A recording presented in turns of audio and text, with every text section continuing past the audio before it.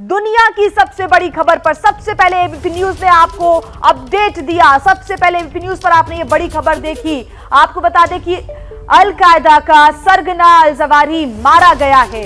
Operation al Qaeda जो कि America की तरफ से चलाया गया, इस ऑपरेशन में अमेरिका को कामयाबी मिली और खूंखार आतंकी अल-जवाहिरी मारा गया है। अमेरिका ने ड्रोन हमले में इस आतंकी को मार गिराया। अफगानिस्तान में मिशन कामयाब हुआ। कुछ देर पहले अमेरिकी राष्ट्रपति जो बाइडेन ने अपने संबोधन में इस बात की पुष्टि की है और साथ ही कुछ देर पहले एफबीआई ने भी मोस्ट वांटेड की लिस्ट जारी की और इस मोस्ट वांटेड टेररिस्ट लिस्ट में जो अल-जवाहिरी का नाम था उसके आगे मृत घोषित किया गया है, मृत लिखा हुआ है।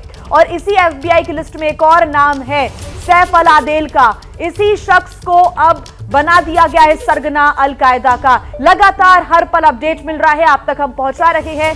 साथ ही ये देखिए सैफ अल-आदेल की भी पूरी जो प्रोफाइल है वो एफबीआई की मोस्ट वांटेड टेररिस्ट की लिस्ट में सामने आती है। और अब ये नेक्स्ट टारगेट होगा क्या अमेरिका का, ये बड़ा सवाल है, क्योंकि अल-कायदा जो कि लगातार रीग्रुप होने की कोशिश कर रहा था, इस समय जो बाइडेन की तरफ से ये बयान आया कि उन्होंने ऑपरेशन अल-कायदा को सफल किया है और साथ ही अल-जवाहिरी को मार गिराने का काम किया है। बड़ी खबर पर अपडेट आपको हम दे रहे हैं, अल-जवाहिरी मारा गया है। देखिए ओसामा बिन लादेन के बाद अल-जवाहिरी दुनिया के लिए एक बड़ी चुनौती बना हुआ था। अल-कायदा चीफ को मार गिराकर अमेरिका 9/11 का बदला लेता हुआ नजर आया। अमेरिकी फौज ने कैसे बनाया निशाना अल-जवाहिरी को, देखिए इस रिपोर्ट में।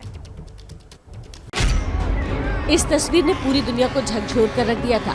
आतंक को लेकर दुनिया की सोच बदल कर रख दी थी। तब शुरू हुआ दुनिया के खतरनाक आतंकियों को ग्लोबल टेररिस्ट घोषित करने का सिलसिला।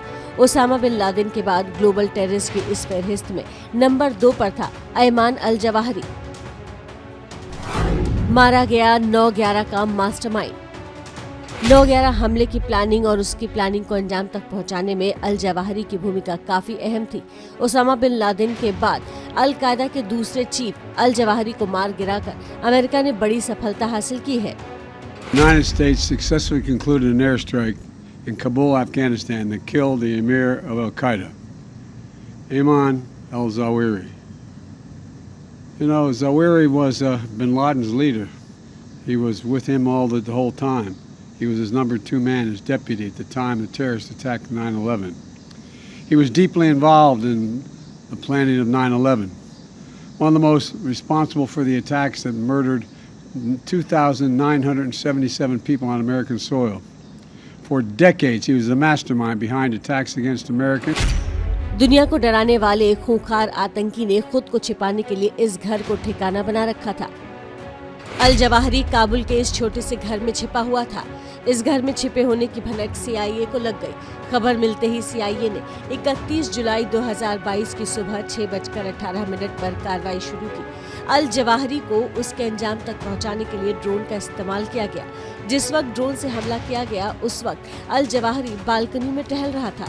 सीआईए ने घर को निशाना बनाकर एक के बाद एक 2 मिसाइलें दागी। धमाके के बाद पूरा घर तबाह हो गया। This mission was carefully planned, rigorously minimized the risk of harm to other civilians. And 1 week ago, after being advised that the conditions were optimal, I gave the final approval to go get him. And the mission was a success. None of his family members were hurt, and there were no civilian casualties. That we continue to conduct effective counterterrorism operations in Afghanistan and beyond. Drone से हुए हमले में al Zawahiri का खेल खत्म हो गया।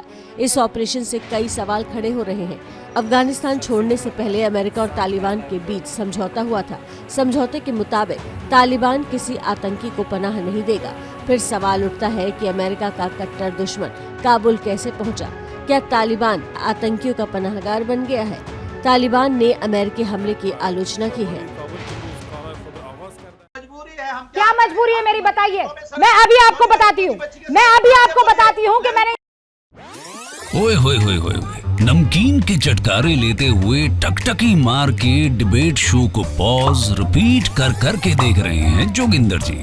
इनकी तरह आप भी देखें अपनी फेवरेट डिबेट्स को रिपीट कर और डाउनलोड कीजिए एबीपी लाइव ऐप अपने स्मार्ट टीवी पर।